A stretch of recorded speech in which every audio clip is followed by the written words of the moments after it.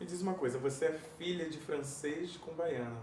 E eu queria entender em que momento a França encontrou com a Bahia e deu origem a você. Na verdade, minha mãe foi fazer mestrado. Minha mãe estudava francês lá em Salvador. E, enfim, foi fazer mestrado. Minha mãe é jornalista e professora de comunicação na Universidade Federal da Bahia. E na época, lá em 76, eu acho, eu nasci em 78. Em 76, ela foi fazer mestrado em Paris. E aí conheceu meu pai. Aí, em vez de terminar a tese, ela casou. Ela me chama de tese. Ela me fez com ele. E essa mistura de origem já te ajudou em algum trabalho por ter um tipo diferente, por saber falar em francês, falar francês, que eu sei que você fala, já te facilitou, te ajudou em algum trabalho?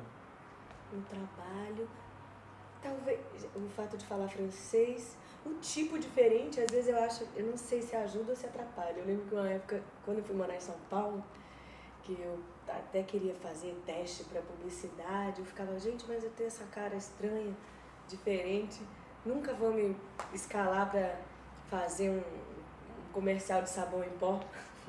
Eu não tenho cara daquela mãe clássica, assim, ou da dona de casa, ou de uma cara mais comum. Então, para algumas coisas, eu acho que atrapalha, né? Para esse tipo de coisa, por exemplo, sei lá. Para o fato de falar francês, já me ajudou. Eu fiz um personagem no teatro, o Sarau das Putas, o diretor era Ivan Sugarrara, você viu, né?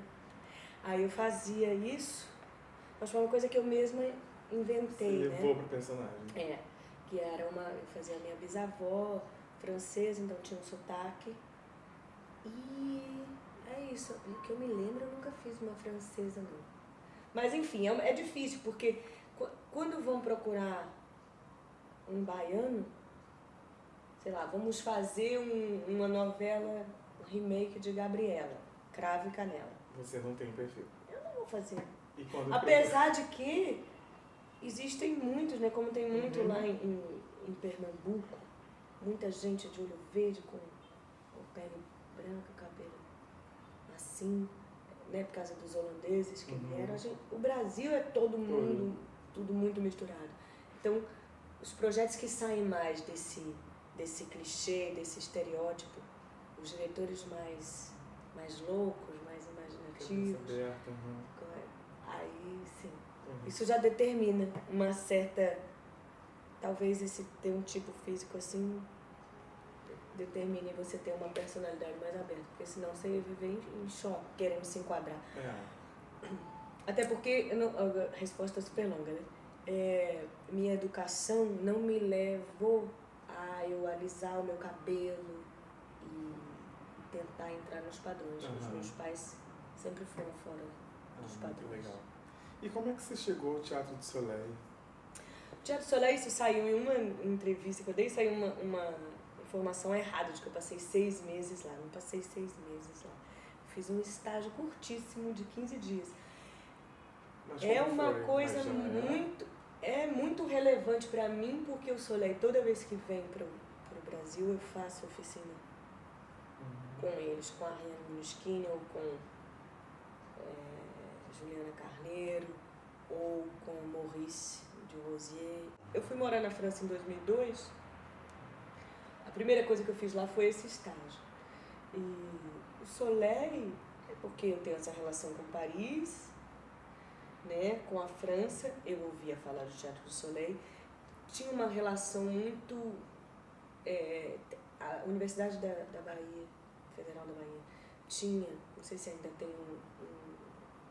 um intercâmbio, um convênio, não sei como chama, com Paris 8, Saint-Denis, e aí tinha uma professora de lá que conhecia o pessoal do Soleil, enfim, Deolinda Vilhena e Ângela Andrade, que fizeram essa ponte. E aí eu me inscrevi, tem uma seleção e fui selecionada. Fiquei feliz da vida e fui pra lá. Só que eu tive catapora durante o estágio. E aí? E foi uma porcaria. Eu tenho até hoje as anotações que me ajudam muito, e são coisas inesquecíveis. E como eu falei, toda vez que eles vêm pro Brasil eu faço oficina de novo com eles. Mas meu desempenho foi catastrófico. E você começou a estudar teatro com 11 anos. Ali você já sabia que era isso que você queria, ou foi para alguma coisa perder timidez, ou foi para dar uma atividade para a criança que era hiperativa ou que era muito tímida? Não, Enfim. na verdade, minha mãe, ela era jornalista cultural, fazia assessoria de imprensa, vivia sempre rodeada, produzia um espetáculo de dança, vivia sempre rodeada de artistas. E quando eu era criança, ela, bem pequenininha, ela, em vez de pôr numa creche, me botava em várias atividades. A Universidade Federal da Bahia, eu não sei como está agora, mas assim, era excelente os cursos de extensão. Então eu sempre fiz um curso, aula de dança, de música, de tudo. E a primeira vez que eu pisei no palco eu tinha 5 anos de idade. Fui substituir uma menina, Joana, filha de Ângela Andrade, num espetáculo que era uma adaptação de Decamerão, de Boccaccio, não sei como pronunciar. E eu não podia assistir a peça porque eu era muito pequena, então eu tinha que fazer minha parte e ir embora correndo. Um dia eu fiquei, aí lembro assim, das imagens, Hebe Alves nua lá em cima da torre, enfim. Mas aí 5 anos de idade não conta, né? Mas com 11 é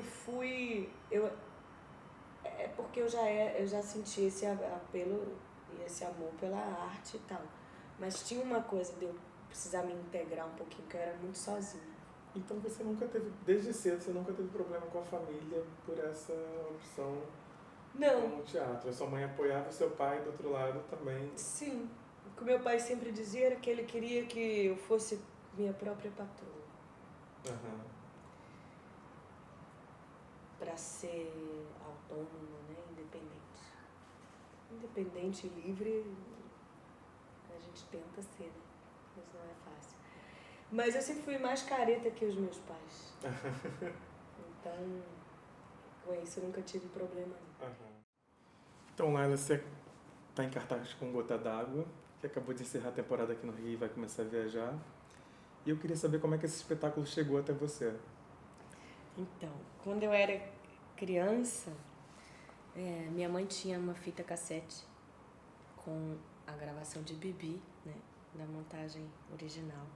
Bibi Ferreira falando alguns textos e algumas músicas cantadas por ela, e eu amava e ficava alucinada com um texto daquele que é uma forma tão refinada, com uma métrica e uma rima, e ao mesmo tempo falando de uma dor tão profunda.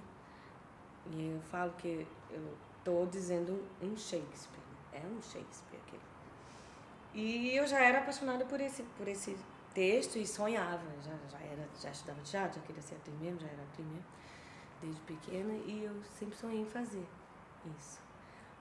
E aí, quando eu estava na faculdade, como exercício da cadeia de interpretação, eu fiz também. Eu resolvi fazer Joana, porque eu tinha vivido uma desilusão amorosa. Achei que eu estava vivendo uma traição, me senti a própria Medeia. E aí resolvi fazer.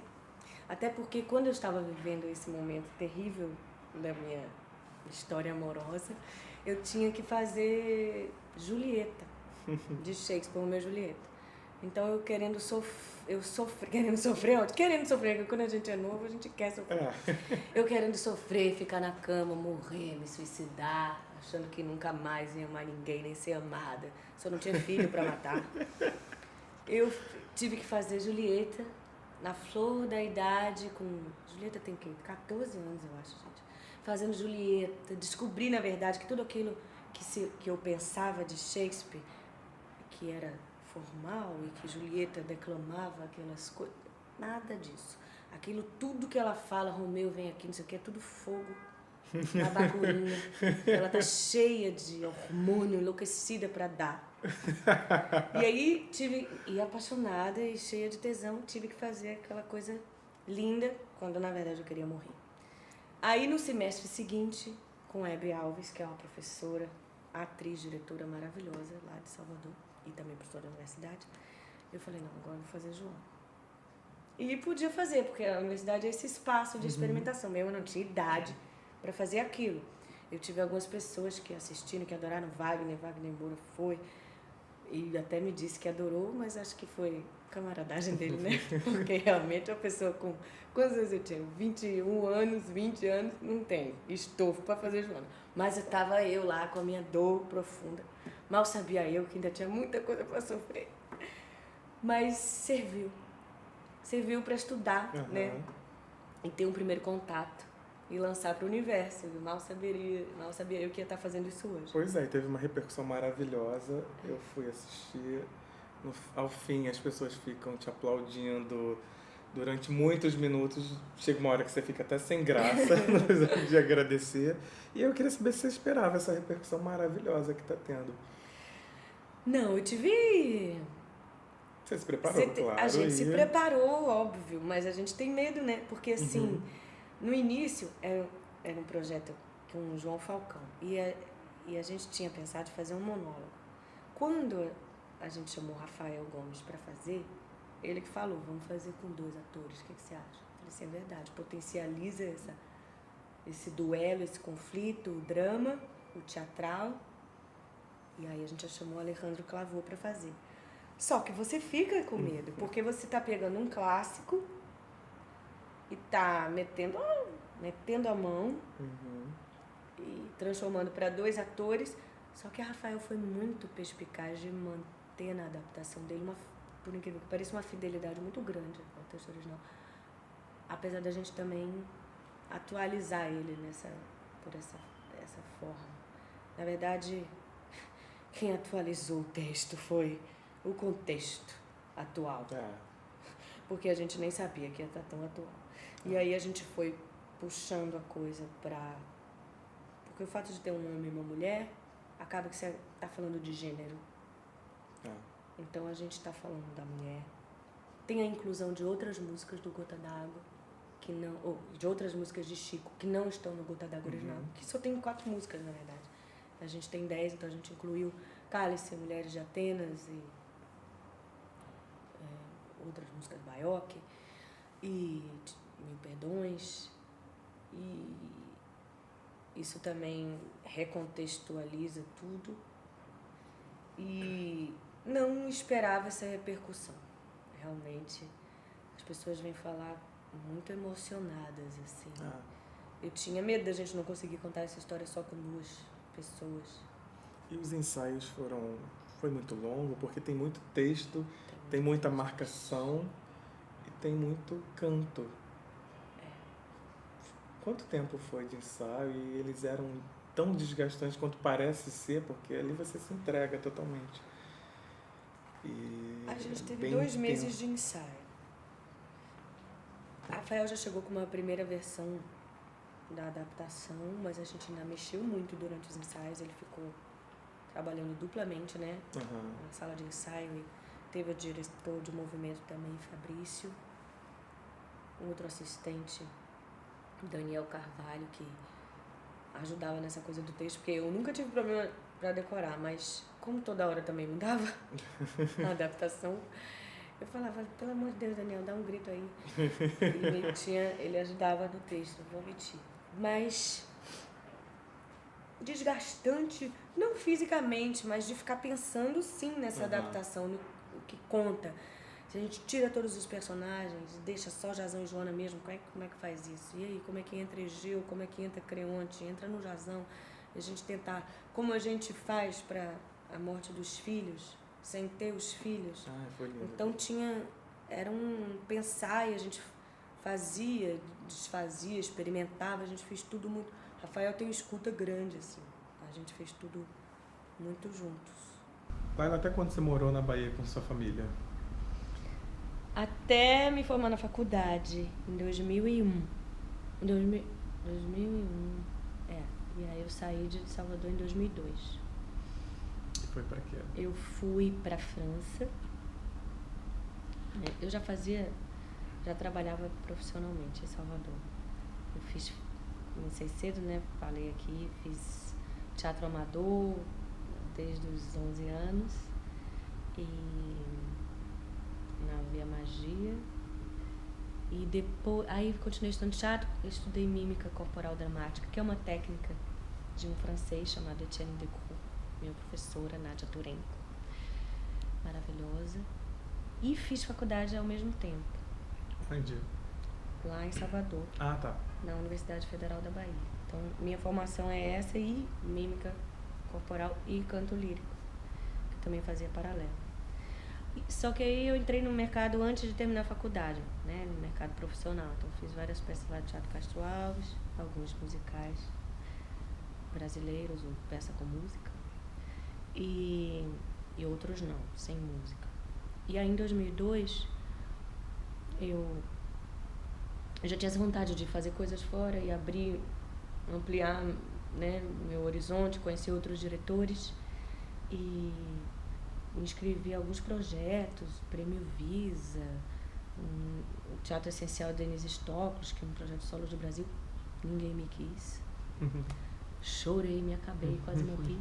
Tentei também fazer um conservatório em Paris. Eu já não podia, não sei se eu era muito velha já, ou que eu já era formada, então também ninguém me quis. Mas o Teatro do Soleil me quis para fazer um estágio de 15 dias lá na Cartoucherie. E a Universidade de Paris 8, Saint-Denis, também me quis. Aí eu fiz novamente, me inscrevi na faculdade e fui para a França. Abri minha cabeça, né? E ficar um pouco com meu pai, e também ficar com um namorado meu que eu tinha. E aí fiquei em Paris uns 5 meses.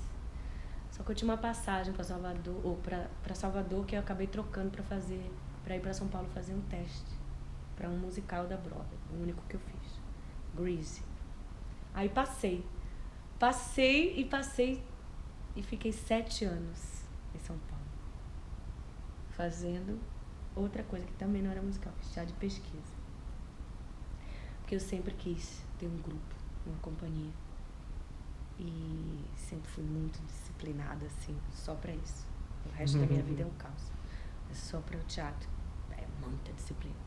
E aí eu fiz o Grease, achando que eu ia conhecer as pessoas de teatro, não conheci algumas pessoas de musical. Só que eu encontrei Luiz Carlos Vasconcelos, que eu já conhecia de Salvador, porque ele ia para lá às vezes com o Piolim, que é o grupo dele, e nós fizemos uma ópera sobre Portinari no Sesc. E aí depois disso eu entrei na Casa Laboratório, dirigida por Cacá Carvalho e o grupo Pontedeira de Teatro, que era o lugar que acolheu Grotowski nos últimos anos dele, e fiquei fazendo teatro de pesquisa durante 5 anos com Cacá e com Pontedeira. Então a gente ensaiava 9 meses cada espetáculo, fazia pesquisa, a gente viajou para o Cariri, passou 40 dias no Cariri pesquisando, enfim. E lá na Casa Laboratório eu conheci minha professora de canto, Francesca Della Monica, que é uma italiana. E na Casa Laboratório eu comecei a desenvolver essa pesquisa de trabalhar a voz dos outros atores, um treinamento do canto para o ator. Que é essa coisa de atuar cantando, e cantar atuando, agir cantando, enfim. E aí depois, aí vim para o Rio. Vim para o Rio, que queria dar um tempo também da companhia. E João Falcão ia fazer Carmen Miranda. E aí eu fiz um teste, que um amigo meu de Salvador, diretor, era assistente de João, falou: você tem que conhecer Laila, ele aqui, João Sanches. Ele que me apresentou para João. Fiz o teste, passei, só que não teve projeto.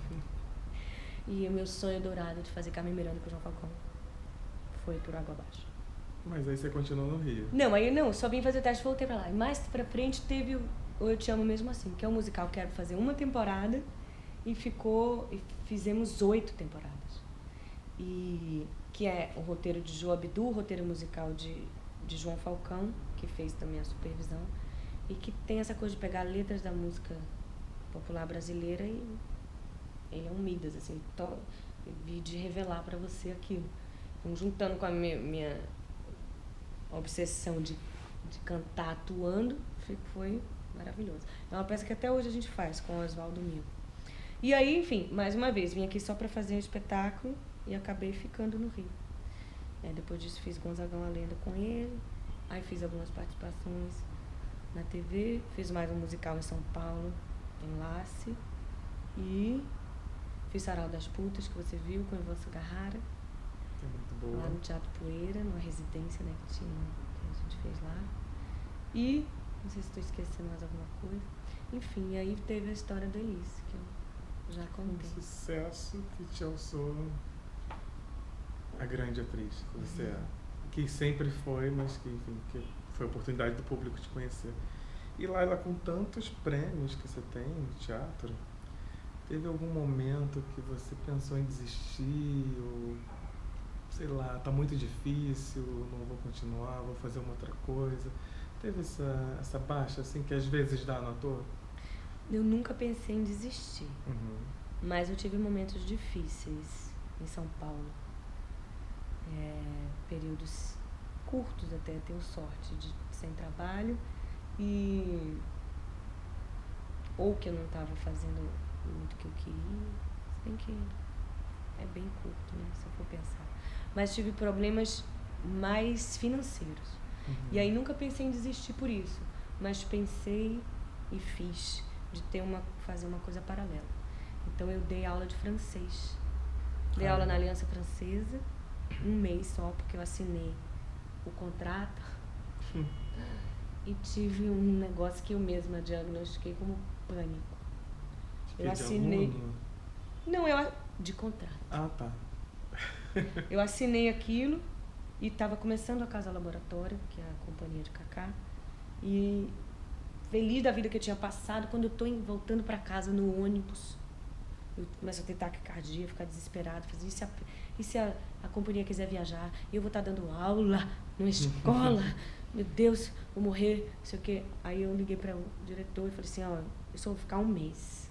Ele não acreditou. Então eu já assinei a carteira desassinando. É uma miséria. E os alunos, falei, pois é, gente, estou aqui, mas daqui a pouco eu não dou. Então, abri mão daquilo tudo direitinho, PIS, PASEB e tal, e voltei para minha insegurança. Mas aí, o que eu fiz? Dei aula particular. Que é incerto, não me prendia, mas também os alunos também podiam ir embora quando quisesse, era um inferno. Mas tinha regras, tinha que pagar na primeira aula, não pode desmarcar a aula. E eu não sabia, era excelente professora. Excelente. Então o teu medo, na verdade, era aquela coisa de se envolver, se prender muito no universo que não era o seu. Não é nem com contrato na sua área, você toca. Sim. Mas era de você se prender e aquilo não poder te fazer o que eu quero. De novas possibilidades na área que você escolheu para tua vida. Depois eu descobri um prazer grande de dar aula de francês. Começou com um desespero, mas depois eu descobri um prazer, porque eu adoro gramática, ortografia. E então era uma oportunidade, eu podia viver isso e ver o aluno crescendo, era maravilhoso. E trabalhei como intérprete também, aqui no Rio. Ah, legal. Pro Teatro do Soleil. Eu traduzia a equipe técnica do teatro com a equipe daqui. E descobri também um prazer imenso de fazer aquilo. Descobri que carisma servia para outra coisa. Às vezes é bom abrir, eu acho que o ator às vezes é muito... Eu tô muito assim, ó. A gente tem que... Muito no umbigo, assim, a gente só fala disso, só vive isso. Então, eu gostava dessa vida dupla, de ser professor também. Mas era cansativo também, desgastante. E quais são seus planos para depois de Gota d'Água ou paralelo a Gota d'Água? Pois é, eu estou pensando neles agora. Não tenho nada que eu possa já divulgar. Até porque tem tem um negócio lá que eu aprendi na minha terra, numa religião. Que é o quê? Uma religião. Que é você, primeiro, tem que guardar o segredo, né? Para poder, quando já sair. Mas é porque não tem nada fechado mesmo. Mas eu continuo querendo fazer cinema, porque eu fiz pouco, eu tenho muita vontade de fazer. E eu estou vendo o próximo projeto de teatro agora. Estou vendo um trabalho que seja com música, musical, e um não musical. Mas um que eu já posso falar, que eu já estou fazendo, que eu tenho uma banda agora, né, chamada Roda. E a gente faz um show chamado Rabisco. E a gente tem novos parceiros. A gente fez uma temporada no ano passado no Beco das Garrafas. bem despretensiosa para experimentando coisas, que é um lugar pequeno, um lugar maravilhoso, né, que deu origem a só a maravilha da música do mundo. Mas é um lugar pequeno. Só que a gente teve uma repercussão maravilhosa. O povo louco com nossos arranjos. E a gente mesmo faz o arranjo. São músicos que eu conheci, 2 deles no Eu Te Amo, o João Falcão que me apresentou, e isso me faltava, assim. Porque eu sempre quis cantar no teatro, mas eu sempre quis fazer um show. Mas me faltavam os músicos que me entendessem e que a gente sentisse. E eu encontrei eles, que é Rico Viana, Rick de la Torre e Marcelo Miller. Rico eu conheci no Eu Te Amo, e Marcelo foi chamado agora. E a gente mesmo faz os arranjos, e a gente tem compositores novos, como Tony Black, Moisés Marques, Juliana Holanda. E tem músicas já consagradas, Alceu, Valença, Caetano, Chico, Gil. E tem também música francesa que a gente montou. E com arranjos que a gente cria, assim. E são muito fortes. São 3 músicos e todo mundo diz que parece que é uma banda gigante. E é uma pegada meio rock and roll. Muito bom. E ano que vem, a gente já está fazendo alguns shows esse ano. Tem um agora, 5 de agosto, no Tom Jazz, o espaço novo do Tom Jazz, que é o espaço na ateliê. Tom Jazz reabriu.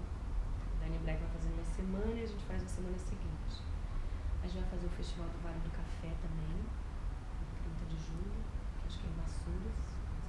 É lindo o festival, que é em Fazenda de Café. E, por enquanto, é isso, de rabisco que dá pra falar. E é isso, então ano que vem a gente vai continuar rabiscando, porque muda, né? A gente muda o repertório, vai então, outras coisas, e sair em turnê com o show e gravar o disco. Legal. Laila, obrigado. Eu que agradeço. Foi um prazer te conhecer. Prazer em te conhecer. Obrigada pelo carinho e adorei.